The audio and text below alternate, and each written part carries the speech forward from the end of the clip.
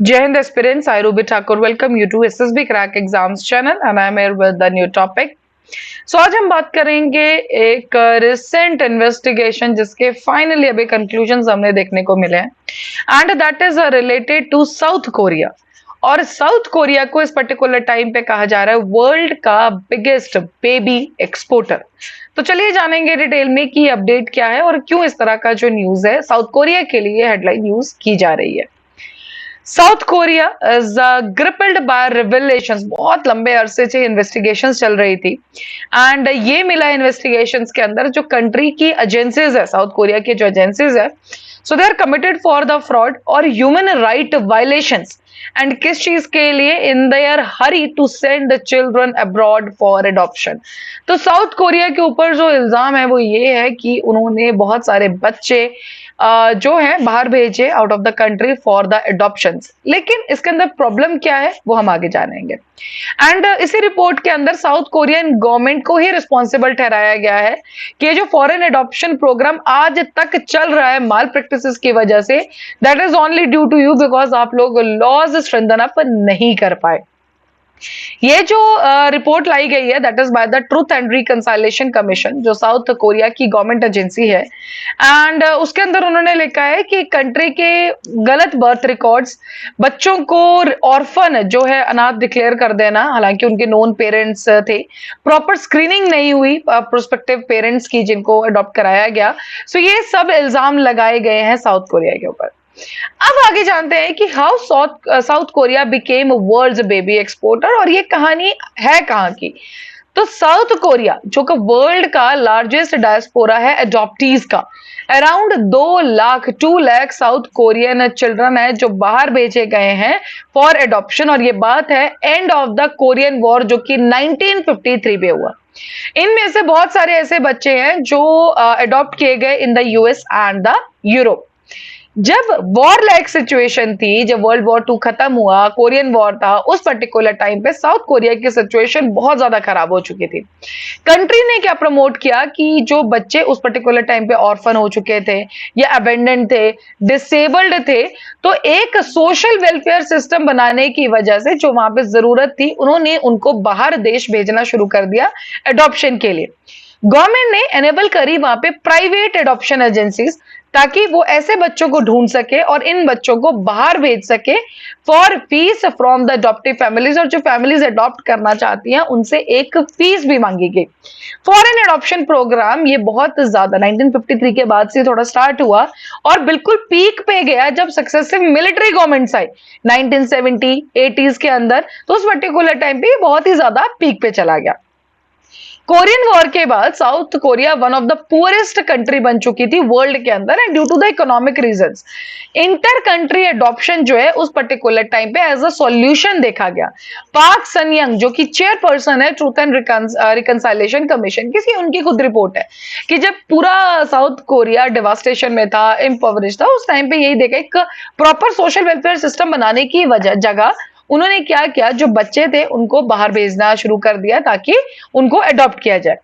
अब ये active approach जो थी ये कंबाइंड हो गई किसके साथ? बिकॉज एक तरह से देखा जाए पॉजिटिव थॉट देखा गया, लेकिन साउथ कोरिया का एक हरी हरी कल्चर, मतलब जल्दबाजी के चक्कर में एक बहुत ही पुअर लेवल पे जो लीगल फ्रेमवर्क डेवलप हुआ, एक अच्छा स्ट्रॉन्ग लीगल फ्रेमवर्क उस टाइम पे डेवलप नहीं हुआ। उनके अंदर रश था एडमिनिस्ट्रेटिव प्रोसीजर्स के लिए, इसलिए पर्टिकुलरली अच्छे से वैल्यूएशन करके एक लीगल फ्रेमवर्क का बनाना ये वहां पर जो है चूक गई, ये उनका फेलियर हुआ। साउथ कोरिया ने जरूर अपना एडॉप्शन प्रोसेस जो है वो टाइटन अप किया। 2011 में इनका लॉ आता है फॉरेन एडॉप्शंस को, पर्टिकुलरली फैमिलीज को फैमिली कोर्ट्स के थ्रू जाना रहता है, मतलब उनको टाइटन अप किया। इसकी वजह से क्या हुआ कि जो एडॉप्शन है, ओवरसीज एडॉप्शन है, उसके अंदर डिक्लाइन देखने को मिला। सिर्फ 79 केसेस हैं जो कि 2023 में एडॉप्शन के जो है वहां पे रिपोर्ट हुए हैं। लैंडमार्क इंक्वायरी जो बोलती है ट्रूथ एंड रिकंसिलिएशन कमीशन की, तो काफी सारे वायलेशंस उसके अंदर बात करते हैं जो कोरियन कॉन्स्टिट्यूशन और इंटरनेशनल कन्वेंशंस के हुए जो फॉरेन एडॉप्शन प्रोग्राम के अंदर बात हुई। एजेंसी ने रिलीज की है ये जो पूरी रिपोर्ट की स्टडी की हुई, पहले 100 केसेस जो एग्जामिन किए गए, 367 कंप्लेंट्स थी, जितने भी अडॉप्टीज थे, जिन बच्चों को अडॉप्ट किया गया था उस पर्टिकुलर टाइम पे in the Europe, US and Australia, उन्होंने कंप्लेंट्स फाइल की। उसके बाद जो है ये सारा इन्वेस्टिगेशन स्टार्ट किया गया था। Of this cases commission identify कि 56 जो है विक्टिम्स है ऑफ ह्यूमन राइट वायलेशंस, मतलब 100 केसेस एग्जामिन किए गए और उसमें से 56 कौन मिले हमें जो कि ह्यूमन राइट वायलेशंस के शिकार हुए। कंक्लूड ये हुआ कि उस पर्टिकुलर टाइम पे अगर हम टाइम देखें 1964 टू 1999, तो बच्चों को जो बाहर भेजा जा रहा था अडॉप्शन के लिए, that was like a luggage. मतलब जिस तरह से एक लगेज भेजा जाता है बाहर, उसी तरह से बच्चों को भेजा जा रहा था, मतलब it was in a bulk ताकि उनको अडॉप्ट कराया जाए। As per the report systematic failure हुआ है यहाँ पे ओवरसाइट और मैनेजमेंट का। डन, बहुत सारी माल प्रैक्टिसेस हुई एडॉप्शन एजेंसीज की। कमीशन को ये भी उसके अंदर मिला है कि मोस्ट कोरियन चिल्ड्रन, मतलब जो बच्चे वहां पे जिनके पेरेंट्स थे भी या फिर उनके जो रिलेटिव्स हैं जिनको आराम से ढूंढा जा सका था, उनको भी ऑर्फन डिक्लेयर करके बाहर भेज दिया गया। And that is all because आप सबको पता है एक फीस चार्ज की जा रही थी और फीस के ऊपर कोई रेगुलेशन नहीं था गवर्नमेंट का। तो ये कहीं ना कहीं जो एक एक्टिव अप्रोच थी, जो एक वेलफेयर उसमें सोचा गया था, वो प्रॉफिट मेकिंग इंडस्ट्री टाइप बन गया उस टाइम पे। वेन कुछ बेबीज जो थे वो जब बाहर भेजना था अडॉप्शन के लिए, उससे पहले वो मर गए। डन, कुछ बेबीज थे तो जैसे मान लीजिए एक बेबी आगे दे दिया गया कि ठीक है इस बेबी को अडॉप्ट कराया जाएगा, सारी फॉर्मेलिटीज हो गई। उसके बाद अगर उस बेबी वो मर भी जाता है वहां पे, तो उसकी जगह किसी और को भेज दिया जाएगा। जो हेड्स थे 4 प्राइवेट एडॉप्शन एजेंसीज के, उनको एक फुल अथॉरिटी दे दी थी कि they can become the legal guardians of the children and send them for the overseas adoption. But ध्यान रखिएगा, they were the private adoption agencies. Commission also came across the evidence की records को fabricate किया गया, identity substitution कर दी गई, proper parental consent नहीं लिए गए अडॉप्शन के लिए, सेफ्टी चेक्स नहीं हुए, मतलब जो पेरेंट्स अडॉप्ट करने वाले हैं आगे उनके सेफ्टी चेक्स नहीं किए गए। गार्डियंस जो केयरिंग है कि अगर आज के टाइम पे आप देखेंगे कोई भी अगर बेबी अडॉप्ट करता है तो उसके बाद प्रॉपर चेक होता है, इंस्टीट्यूट वाले खुद जाते हैं जहां से भी अडॉप्ट किया है प्रॉपर, लेकिन उस टाइम पे ऐसा कुछ भी नहीं हुआ। देन मात्र क्या था कि जिन्होंने फॉरेन पेरेंट्स ने उनको अडॉप्ट किया था उनको डोनेशंस के लिए बस फोर्स किया जा रहा था। कोई गवर्नमेंट रेगुलेशन नहीं थी फीस के ऊपर, इसीलिए जो एडॉप्शन प्रोग्राम था वो प्रॉफिट ड्रिवन इंडस्ट्री हो गई। इसी की वजह से बहुत ज्यादा माल प्रैक्टिसेस बिना आइडेंटिटी देखे, बिना कंसेंट के एक की जगह किसी और को भेज देना, इस तरह की बहुत सारी प्रैक्टिसेस इसके अंदर की गई। कमीशन ने इस टाइम पे सजेस्ट किया है कि गवर्नमेंट को पहले तो अपॉलॉजी देनी चाहिए for the violation of the जितने भी साउथ कोरिया के जो अडॉप्टीज है, जो बच्चे हैं जिनको अडॉप्ट कर लिया गया है एंड ओवरसीज हैं वो।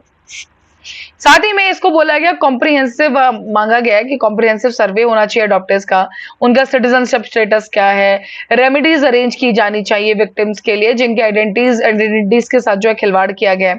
साथ ही में डिमांड किया है कि गवर्नमेंट को रेटिफाई करनी होगी Hague convention on the protection of children and cooperation in respect of inter country adoption. We all know this is a very famous convention जो बेसिकली अडॉप्शन जो बच्चे अडॉप्ट किए जाते हैं उसके ऊपर ये बात करती है।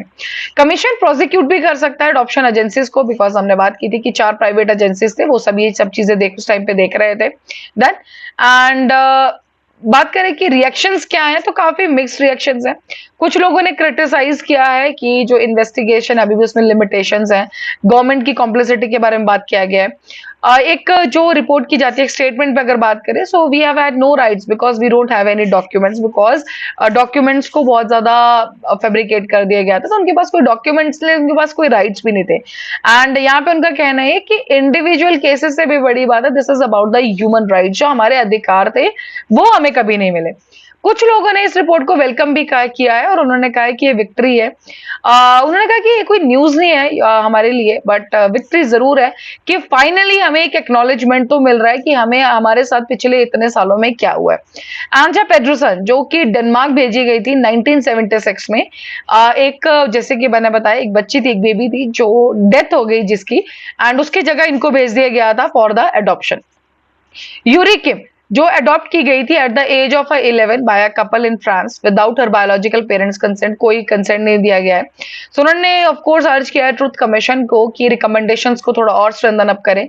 She called on the government ताकि एक ब्रॉडर डीएनए टेस्टिंग हो सके बायोलॉजिकल फैमिलीज की, ताकि जो रीयूनियंस के चांसेस है वो और भी ज्यादा बढ़ जाएं। और एक ऑफिशियली वो चाहते हैं कि ये जो अडॉप्शंस है, फॉरेन अडॉप्शंस, वो रोक देनी चाहिए साउथ कोरिया की वजह से, साउथ कोरिया के अंदर से। So this was the full story behind it कि क्यों साउथ कोरिया को बोला जा रहा है वर्ल्ड का largest baby exporter. Reason being उस टाइम पे वॉर के लाइक में सिचुएशन में जो चीजें स्टार्ट की गई थी वो बाद में किस तरह से प्रॉफिट ड्रिवन इंडस्ट्री बन गई। तो this was the whole story behind that. So that was all for this particular update. अभी आपके स्क्रीन पे एसएसबी इंटरव्यू का कोर्स हर महीने बैच बैठता है, साथ ही having the courses for NDCDS AFCAT, you can enrol in this particular courses. और जब आप एनरोल करें उस टाइम पे डिस्काउंट कोड जो कि वॉरियर 10 आप यूज करना ना भूलें। जैसे ही आप इस कोड को यूज करेंगे you will be getting the 10% of.